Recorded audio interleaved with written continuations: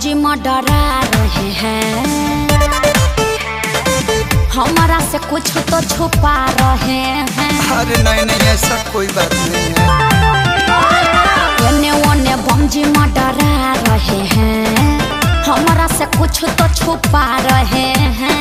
अरे शर्माइयो मत, शंखा पोला तो नामी बड़ी होला, ले जा पेन ही के उ तो मोटो के लगी है। तू ही जानता रू फरमाइश ना पूरा इब तो झटकी लगी।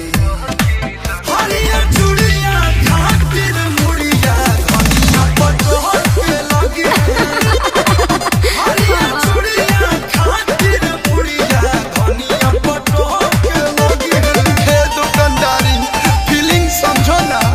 अरे का हम सब जम के तो बुझाते नहीं के कि तू बोला हो के भक्त हो के बीबी के।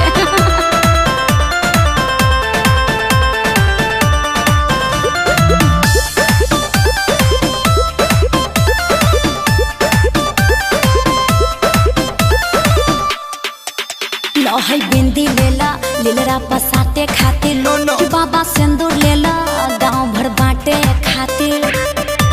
कि सब कुछ ले ले बानी हो, भूले कहीं को दे ले बानी हो। लची दाना के करा जनी माना, पर शादी माने खातिर भटो के लगी है। सब ले ले बानी। हेलो फरमाइश ना पूरा इब तो झटकी लगी। तेरा मौत हरिया चूड़िया खातिर मुड़िया धनिया पटोल के लगी है। जिदिया है भाई का। हरिया चूड़िया खातिर मुड़िया धनिया पटोल के लगी है।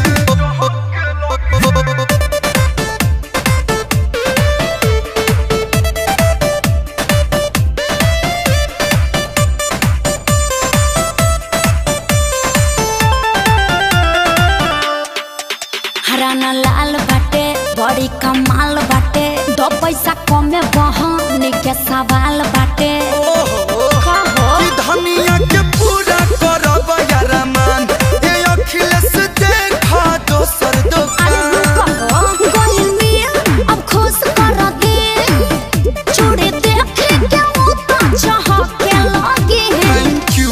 मेंशन नॉट फरमाइश ना पूरा इब तो झटकी लगी।